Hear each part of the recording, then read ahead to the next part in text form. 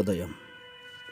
Global బెథేనియా Calvary ministry తరపున ఉదయకాల సమయంలో మరొక్కసారి మీ అందరితో కూడా కలుసుకొని దేవుని యొక్క మాటలు ధ్యానించటకును దేవుడు నాకు ఇచ్చిన మధురమైన ఒక ఆశయంను బట్టి దేవునికి ప్రత్యేకమైన వందనాలు తెలియజేసుకుంటున్నాను.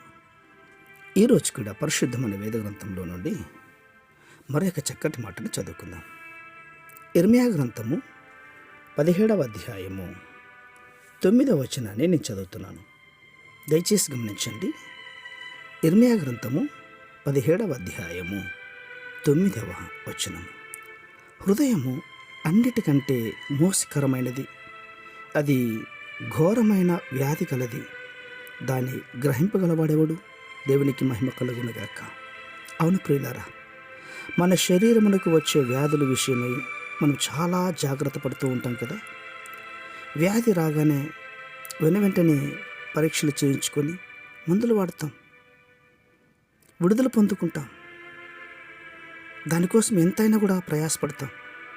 కానీ మన హృదయమునకు వ్యాధి వస్తే ఎప్పుడైనా ఆలోచించామా? ప్రతి మనుషుని యొక్క హృదయము ఘోరమైనటువంటిది, అది వ్యాధి కలిగి ఉన్నటువంటిది అనే వాక్యం సెలవిస్తోంది కదా. ఘోరమైనటువంటి వ్యాధితో కుళ్ళిపోయిన హృదయంలో నుండి చెడ్డ తలంపులు బయటకు వస్తున్నాయి. లోపల నుండి అనగా మనుష్యుల హృదయములలో నుండి దురాలోచనలు, జారత్వములను, దొంగతనములను, నరహత్యలను, వ్యభిచారములను, లోభములు, చెడుతనములు, కృత్రిమమును, కామ వికారమును, మత్సరము, దేవదూషణి, అహంభావము, అవివేకము వచ్చును. ఈ చెడ్డవన్నీ కూడా లోపల నుండియే బయలు వెళ్ళి మనుష్యుని అపవిత్రపరుస్తున్నవని మార్కు సువార్త 7వ అధ్యాయం 21 నుంచి 23 వరకు చదువుకుంటే మన హృదయానికి సంబంధించిన వ్యాధులన్నీ కూడా అందులో దాగి ఉన్నాయి. అవును, ఈ హృదయ వ్యాధిని పరీక్షించుకునేదానికి వైద్యుడిని యేసు ప్రభు వద్దకు రావాలి కదా. ఆయన దీనికి పరిహారం అన్నట్టు విషయాన్ని మీకు మర్చిపోతున్నావా ప్రియ సహోదర సహోదరులారా?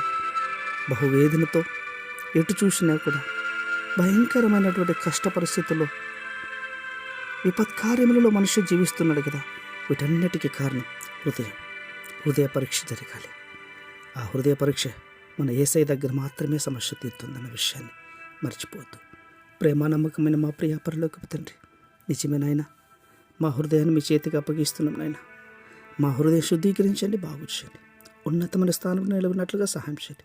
అట్టి కృప మీరు దయచేస్తున్నందుకు స్తోత్రాలు అర్పించుకుంటూ చిన్న ప్రార్థన మా రక్షకుని యేసయ్య నంబట అడిగి వేడుకుని పొందుతున్నాం మా తండ్రి.